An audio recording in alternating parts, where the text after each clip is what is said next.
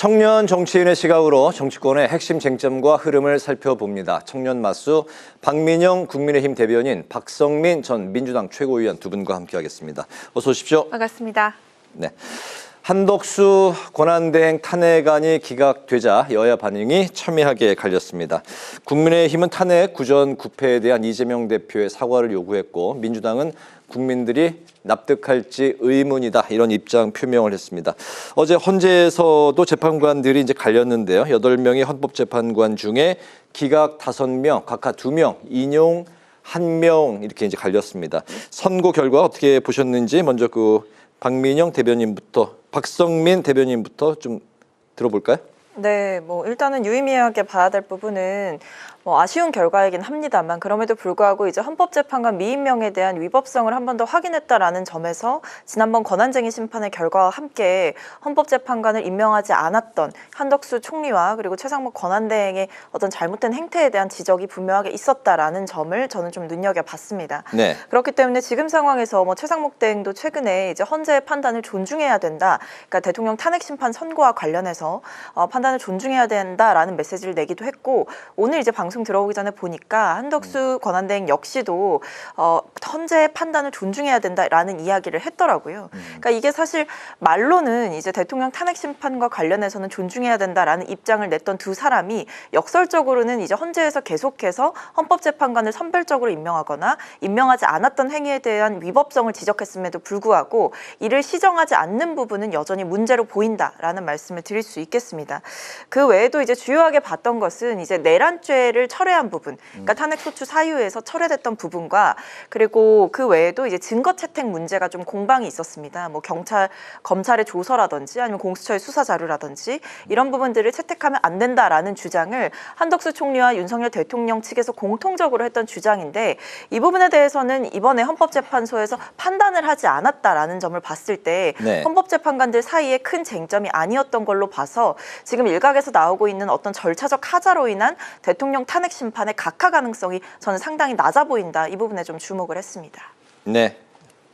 박민영 대변인은 어떻게 보셨을까요? 네, 일단은 좀 재판관들의 어떤 성향별로 의견이 사분열되어 있다는 것을 확인할 수 있었던 것 같습니다. 그러니까 이런 원인이 문영배 재판관 소장 대행이 좀 리더십을 상실한 것이 아니냐라는 그런 세간의 소문들이 어느 정도 사실로 드러난 것 같거든요. 그러니까 정계선 재판관은 인용 결정을 했고, 심지어 2명은 각하 의견을 냈고, 그다음에 김복형 재판관은 정계선 재판관에게 보란 듯이 맞불을 놓은 그런 양상이었거든요. 아예 위헌 위법 자체가 존재하지 않는다라고 이야기를 했지 않습니까? 또한 나머지 2명의 보수 재판관들도 민주당의 탄핵 폭거에 대해서 비판이라도 하듯이, 네. 만약에 151명 정족수가 용인되기 시작하면 모든 국무위원들이 줄탄핵될 수가 있다. 그렇게 되면 국정 운영에 마비가 올 수 있다라고 이야기를 했습니다. 설시를 했습니다. 이런 것들을 봤을 때 어느 정도 이제 양당의 그런 좀 정파성에 따라서 이 재판관들의 성향도 조금 갈라지고 있는 게 아니냐, 이런 합리적인 의심이 가능한 것으로 생각되고요. 또한 저도 개인적으로 내란죄 철회에 대한 부분을 판단하지 않은 것은 아쉽다라고 생각을 합니다. 또한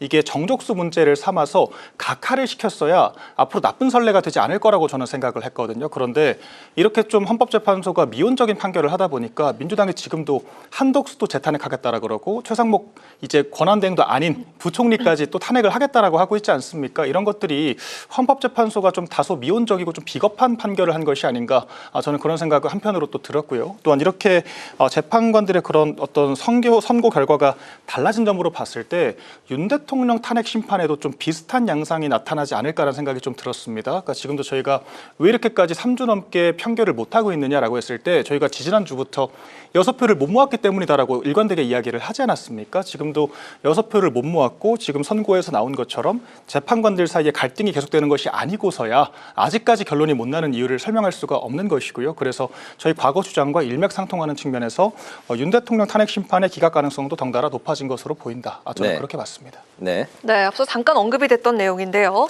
한 대행이 복귀한 지 하루 만에 민주당은 마은혁 후보자를 즉시 임명하지 않으면 이게 파면 사유다, 이렇게 압박을 하고 있습니다.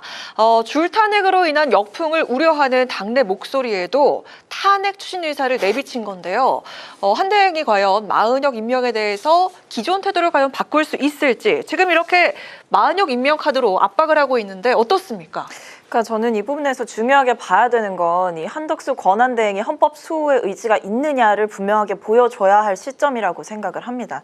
그러니까 민주당이 재탄핵을 시사하는 발언을 한 것은 즉각적으로 어떤 재탄핵을 추진하겠다라는 행동에 대한 이야기를 했다라기보다는 한덕수 총리가 어쨌든 결과적으로 권한대행에 다시 복귀를 했기 때문에 이 상황에서 권한대행으로서 반드시 해야 되는 일은 이번에 헌재에서도 한 번 더 재차 지적을 받았던 이 헌법재판관 미임명에 대한 부분, 위법성에 대한 부분이 두 차례나 사실상 확인이 됐다. 그렇다고 한다면 한덕수 권한대행이 밝힌 것처럼 여도 야도 아닌 이제 국민들은 앞으로 가길 원하신다라는 그 메시지가 진정이라면 국민들 앞에서 지금 대국민 기만쇼를 하고 있는 게 아니라고 한다면 저는 즉각적으로 헌법재판관 한 명을 마지막으로 이제 임명을 해서 권한대행으로서의 책무를 다하고 헌법수호의 의지를 보여줄 필요가 있다라는 생각이 듭니다. 그래서 저는 이 부분과 관련해서 한덕수 권한대행이 마은혁 재판관 임명과 관련해서는 즉답을 피한 부분이 굉장히 네. 아쉽고 좀 비겁한 태도라고도 생각을 하는데요. 한덕수 권한대행은 지금 상황에서 본인이 어떤 부분에 충실하게 임해야 하는지 본연의 임무부터 조금 더 생각을 하는 게 좋지 않을까 싶습니다. 네, 어떻습니까?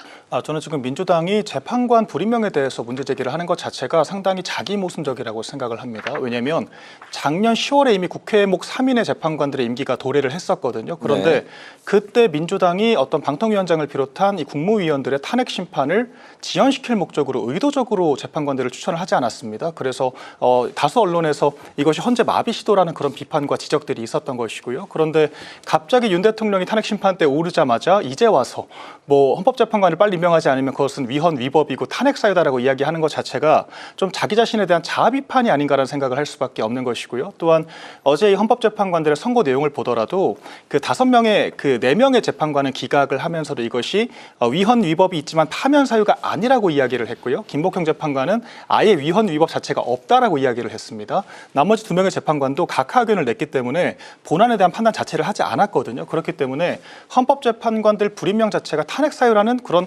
중론이 형성되진 않았다라고 보이기 때문에 이것만 가지고 탄핵을 재추진한다는 것 자체가 좀 민주당이 무리한 그런 정치적인 수를 두고 있는 것이 아닌가라는 생각이 들고요. 또한 마은혁 재판관이 임명된다라고 하더라도 마은혁 재판관이 윤 대통령 탄핵 심판에 참여하는 것은 불가능하다라고 생각을 합니다. 왜냐하면 이제 와서 마은혁 재판관의 민주당의 주장대로 임명을 하고 기다렸다는 듯이 의 헌법재판소 대행 소장이 갑자기 변론을 재개를 하고 2, 3주 동안 새로 변론을 시작한 다음에 갑자기 또 평일을 거쳐서 없던 6표를 만들어 와서 만약에 6대3 결과가 나왔다라고 하면 과연 국민들이 이런 결과를 납득할 수 있겠습니까? 그렇기 때문에 지금 8인 체제에서 이 국민들이 모두 지켜봤던 이 어떤 변론 내용을 기반으로 해서 판결을 하는 것이 맞는 것이지 이제 와서 마은혁 재판관을 마치 이게 꼼수 부리듯이 포함시키려고 하는 것 자체가 적절하지가 않고요. 차분히 이 결과를 기다리는 것이 맞다라고 보고 있습니다. 네. 추가 말씀 없으시면 다음 이슈로 넘어갈까요? 근데 일단 분명하게 말씀드려야 될 사실은 대통령이 이제 불법 계엄을 선포하기 전에 이미 국회 차원에서 3인에 대한 재판관 3인에 대한 국회 추천 몫이 합의가 이루어졌다라는 점이고 네. 그 부분에 대해서 여야 원내대표가 동시에 똑같이 합의가 이루어졌고 이제 추천을 진행을 할 거다라고 이야기를 했고 거기에 따라서 국회의장에 그 공문을 보내기까지 했습니다. 그 공문이 일종의 증거가 되어서 권한쟁의 심판 과정에서 유의미하게 작용을 했기 때문에 이 최상목 대행이 선별적으로 2명만 임명하고 1명을 임명하지 않은 것 자체가 국회의 권한을 침해한 것이다라는 점을 분명히 했기 때문에 저는 이 부분에 대해서 더 이상 대통령의 계엄 선포 전후를 통해서 사정이 바뀌었다 이렇게 보여지진 않고요. 오히려 여당 측에서 이미 대통령이 계엄 선포 전에 합의를 해놓고 그 합의를 손바닥 뒤집듯이 뒤집은 것이 아니냐. 대통령의 계엄 선포 이후 대통령 탄핵이 추진되다 보니 헌재에 유의미한 영향을 끼치기 위해서 헌법재판관 임명을 하지 말아라 라는 식의 메시지를 계속 내고 있는 것 자체가 헌정 질서를 흔드는 일이고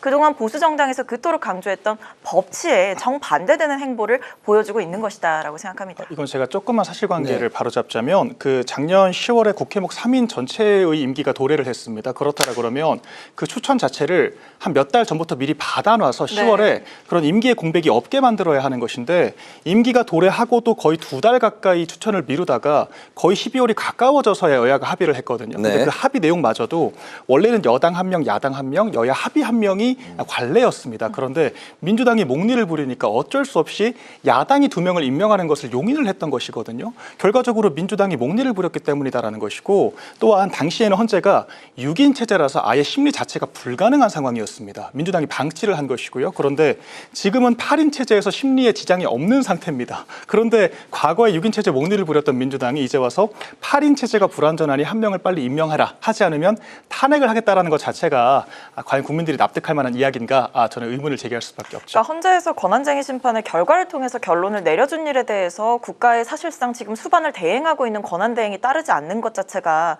헌법 질서를 수호할 의지가 없는 것이다라고 볼 수 있는 거고 이런 식으로 권한쟁의 심판의 결과를 무시한다라고 하는 것은 이 뒤에도 후과가 있을 수 있는 겁니다. 안 좋은 선례를 남기는 거죠. 그렇기 때문에 지적을 하는 겁니다. 네.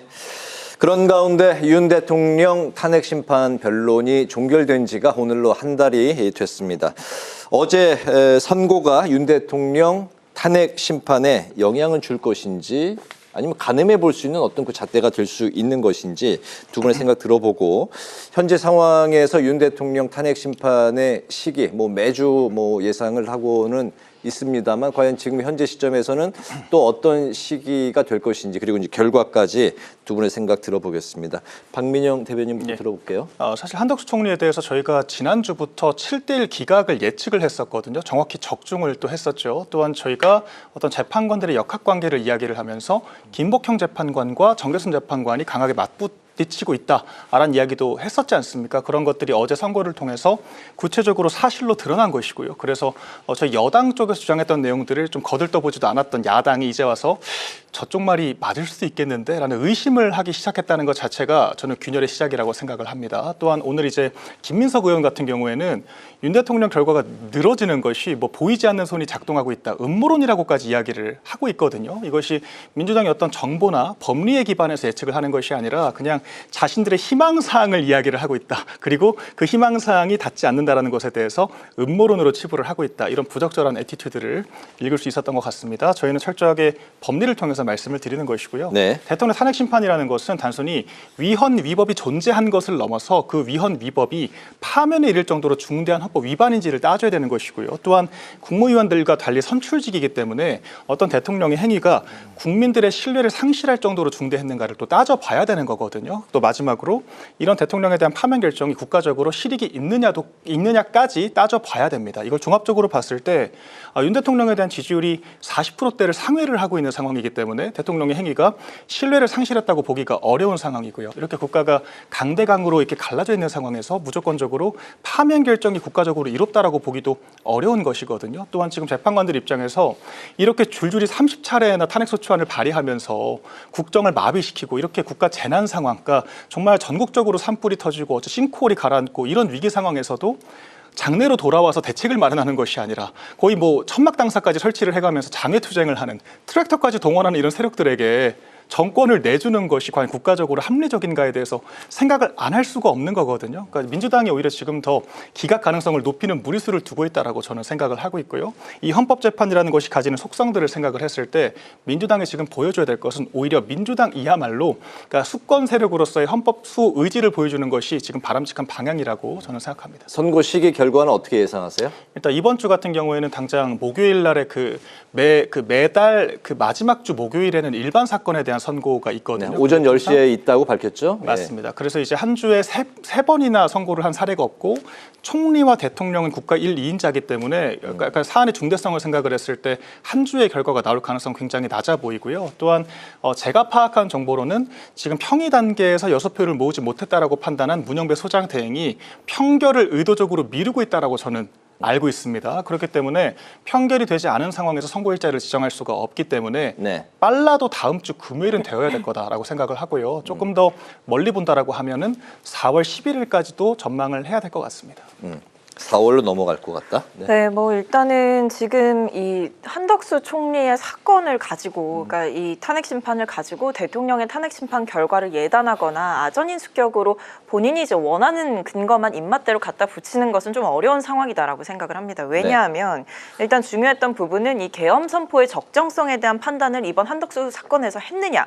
혹은 국무회의의 절차적 하자에 대한 지적이 있었느냐, 혹은 국회의 활동 방해와 관련한 어떤 적극적인 해석이 있었느냐, 이 부분이 중요했을 텐데 사실상 대통령의 탄핵 심판과 연관지어서 생각해 볼 수 있을 만한 어떤 힌트는 이번 재판부에서 전혀 제공을 하지 않았어요. 그렇기 때문에 여기에 대한 판단이 전혀 한덕수 총리의 이 심판 과정에서 전혀 없었기 때문에 어떤 힌트도 얻을 수가 없었다라고 보는 게 맞는 것이고요. 그리고 좀 분명하게 봐야 될 것은 분명히 이 대통령의 행위와 한덕수 총리의 행위의 무게라든지 아니면 적극적인 가담의 정도 혹은 주체적인 정도라든지 아니면 증거 능력 이런 것들이 굉장히 다 다른 상황이기 때문에 왜냐하면 한덕수 총리 같은 경우도 뭐 12.3 계엄에 뭐 공모했다 혹은 방조했다 이런 사유도 있었거든요. 근데 그 부분에 대해서 증거가 좀 불충분하다 이런 지적이 있었던 겁니다. 근데 이런 상황들을 고려해 볼 때 그럼에도 불구하고 대통령 같은 경우에는 변론 기일을 여러 차례 이제 잡았고 그 과정에서 주요한 증인들이 대통령으로부터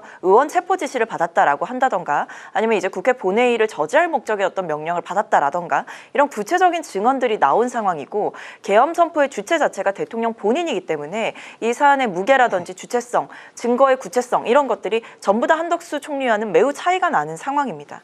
그리고 그런 면에서 봤을 때에는 이 대통령의 사안 같은 경우에는 뒷받침할 만한 이 위법성과 위헌성을 뒷받침할 만한 증거들이 너무나 많고 이 외에도 이 대통령에게 총리보다 훨씬 더 큰 민주적인 정당성이라든지 아니면 그에 따르는 책임 이런 것들의 무게가 굉장히 다르기 때문에 이번에도 사실은 대다수의 재판관들이 대통령 권한대행과 대통령은 분명히 이제 구분이 된다라는 점을 이야기하지 않았습니까? 그런 점에서 대통령에게 더 큰 책임을 묻는 방향으로 아마 판결이 나지 않을까라고 생각합니다. 언제 날까요?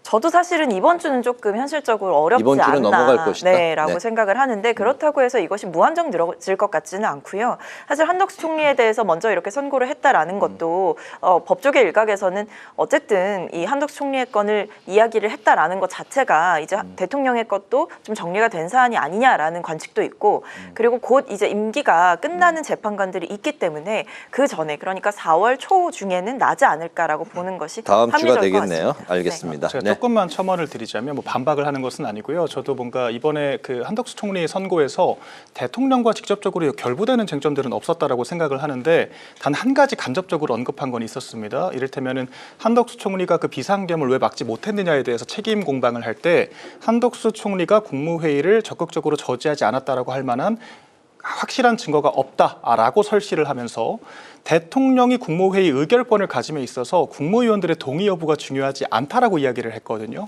이 말은 뒤집으면 그 윤석열 대통령의 국무회의 어떤 적법성 절차라는 것이 다소간의 하자가 있었다라고 하더라도 기본적으로 의결 선포권은 대통령에게 있기 때문에 국무위원들의 동의 여부에 따라서 대통령의 위법사항을 따지기는 어렵다. 이제 이 정도의 내용을 설시를 했다는 점. 거기까지만 듣겠습니다. 네. 저도 짧게만 첨언을 드리고 싶은데 제가 봤던 힌트는 또 다른 측면에서 있는데요. 결정문에 보면 비상계엄 전 했던 국무회의가 있었지 않습니까? 사실상 회의라고 볼 수는 없는데 그 부분과 관련해서는 결정문에서는 회의 소집이라고만 이야기를 합니다. 국무회의라고 이야기를 하지 않아요.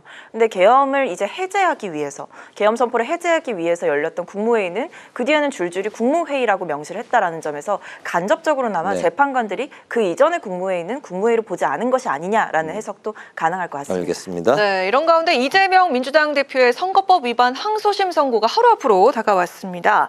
1심에선 징역 1년에 집행유예 2년이 선고가 됐습니다. 과연 내일 이 항소심 결과 어떻게 나올지 전망을 좀 해보도록 하겠습니다. 이번엔 박민영 대변인부터 이야기 좀 들어볼게요. 사실 1심 재판부에서 633 원칙을 크게 벗어나서 2년 2개월을 네. 심리를 하지 않았습니까? 그러면서 40여 명의 증인들을 채택을 했었고요. 또한 다양한 사실관계들을 정말 엄밀하게 검증을 해서 이 실형, 그러니까 집행유예의 실형을 선고를 했습니다. 그러니까 2심 재판부도 여기에 이어서 어떤 새로운 사실관계나 증거가 없다라고 이야기를 하면서 26일 날 선고날을 확정을 한 것이거든요. 그렇다라 그러면 1심과 어떤 결과가 달라질 만한 그런 새로운 사실관계나 정황은 없다라고 봐야 하는 것이 맞고요. 그러니까 유무죄는 당연히 바뀌지 않을 것이고 만약에 유죄에서 형량이 다소간 낮아진다라고 해도 네. 100만 원 미만까지 전 낮아질 가능성은 없다라고 보고 있습니다. 또한 이제 이재명 대표가 지금 저지른 범죄라는 것이 이 방송에 나와서 판넬까지 들고 국토부가 자신을 협박을 했다라고 하면서 지자체장이 어떤 결재 의사결정권을 가지고 있는 그런 행위에 대해서 책임 전가를 한 것이거든요. 그런데 이런 것들이 허위사실 공표죄 처벌 대상이 아니라고 하면 허위사실 공표죄는 필요가 없는 것입니다. 그렇기 때문에 이재명 대표 측에서 무죄를 주장하는 것은 다소간의 무리가 있다라고 저는 보고 있고요. 또한 법원에서 내일 특별한 선고 직후에 설명 자료를 배포하지 않을 거라고 이야기를 하거든요. 네. 그런데 통상 법원에서 설명 자료를 배포하지 않을 때는 하급심과 결과가 크게 달라지지 않았을 경우에 배포를 안 하는 것이 관례였습니다. 그렇기 때문에 내일 2심 재판부가 1심 재판부와 크게 다른 판결을 하기는 어려워 보인다라고 저는 보고 있고요. 그러니까 이재명 대표도 그런 것들을 잘 알고 있기 때문에 위헌법률 심판까지 제청을 2차례나 해가면서 필사의 지연 전략을 펼친 게 아니겠습니까? 그런데 결과적으로 그런 모든 행동들이 국민들에게 허위사실 공표죄가 얼마나 큰 범죄이고 영미권 국가들은 허위사실 명예훼손죄보다도 공표죄를 더 강력하게 처벌한다라는 것을 학습시키는 저는 그런 계기가 되었다라고 생각을 하고요. 이재명 대표를 필두로 해서 앞으로 우리 선거법에서 이렇게 어떤 허위 사실을 통한 위반 사례 없이 공정한 어떤 선거가 이루어질 수 있도록 하는 계기가 되었으면 좋겠습니다. 네, 박성민 전 최고위원. 저는 그래도 1심의 판단이 뒤집힐 가능성이 있다라고 보고 있습니다. 왜냐하면 일단 그때 1심에서 김문기 씨 관련한 발언들 중에 무죄로 이제 판단을 받은 게 있었거든요. 네. 예를 들면 뭐 시장 재직 시절에는 김문기 씨를 몰랐다라고 했던 발언이라든지 이런 부분들에 대해서는 무죄를 받았어요. 근데 문제가 됐던 발언, 그러니까 유죄를 받았던 발언은 이제 김문기 씨와 골프를 치지 않았다 이 발언이었던 거거든요. 근데 사실은 이게 자세히 들여다보면 골프를 치지 않았다라고 이야기를 한 것이 아니라 이재명 대표가 정확히 그때 말씀하셨던 것은 골프를 마치 이제 둘이서 친 것처럼 사진이 조작됐더라라는 사진 조작에 대한 이야기를 했는데 이것이 마치 골프를 치지 않았다라는 발언에 대한 확대 해석이 이루어졌다라고 민주당 측에서는 보고 있고 그래서 이 부분에 대해서 사실관계를 2심에서 충실하게 다퉜다라고 한다면 저는 충분히 어떤 사실관계에 대한 판단이 달랐던 부분 혹은 1심에서 민주당이 아쉽게 느꼈던 부분들에 대해서 해소할 여지가 충분히 있다 이렇게 보고 있습니다. 그리고 또 하나는 2심 재판부가 이제 검찰에 공소장 변경을 요청을 했고 그러면서 이 여러 가지 이제 발언들을 그동안에는 쪼개서 어떻게 보면 검찰에서 기소를 했는데 이것을 이렇게 별개로 할 것이 필요가 있느냐라고 지적을 하는 일도 있었거든요. 그렇기 때문에 공소장 변경이라는 하나의 시그널이 결국 무죄의 시그널이 될 수도 있다라고 보고 있습니다. 이 외에도 뭐 백현동 관련한 발언도 뭐 이재명 대표께서도 뭐 발언이 조금 과했다라는 점은 인정을 했지만 분명한 것은 이것이 이 재판에서 야당 지자체장으로서 느꼈던 어떤 부당한 압박에 대해서 이야기를 한 것이고 주관적인 인식에 대해서 유무죄를 다툴 수 있느냐는 여전한 쟁점이기 때문에 김문기 씨와 관련한 사안도 그렇고 백현동 관련한 발언도 그렇고 이것이 개인적인 인식과 주관적인 판단의 영역을 유무죄의 잣대로 얼마만큼 단죄를 할 수 있느냐 이 부분이 쟁점이라 저는 충분히 2심에서 뒤집어 볼 만하다라고 생각합니다. 네, 내일 오후 2시에 선고가 나온다고 하는데 지켜봐야 되겠고요. 마지막 이슈는 민주당이 최상목 부총리의 탄핵 추진에 대해서 강행하겠다는 입장을 밝혔기 때문에 결국 이 탄핵안을 추진할지 민주당 내부에서도 이제 고심 중인 걸로 알고 있는데 두 분의 마지막 생각을 길지 않게 좀 들어보겠습니다. 박민영 대변인부터 들어볼까요? 네, 사실 이거는 뭐 길게 말씀드릴 것도 없는 것이 너무 비상식적인 주장을 하고 있지 않습니까? 지금까지 국무위원들을 30차례나 탄핵소추안을 발의를 했습니다. 저희가 헌정사 지금까지 윤석열 정권 이전까지를 전부 다 합쳐도 지금보다도 21건이거든요. 지금 그때보다 더 많은 규모의 지금 탄핵소추안을 무더기로 발의를 하고 있는데 지금 한덕수 총리까지 구전 9패를 했습니다. 이런 후과가 있고 여론의 역풍이 있음에도 불구하고 외려 뭐랄까요? 자신들이 이재명 대표가 자기 입으로 국민들이 납득을 하겠느냐라는 약간 유체이탈 화법을 구사를 하고 있는 상황에 대해서 오히려 국민들이 어떻게 생각을 하실까? 저는 그게 더 걱정이 되는 부분이고요. 지금 저희가 한덕수 총리가 이제 겨우 돌아와서 좀 NCS를 주재를 하고 있고 또 어떤 뭐 산재에 대해서 그런 재난 상황에 대해서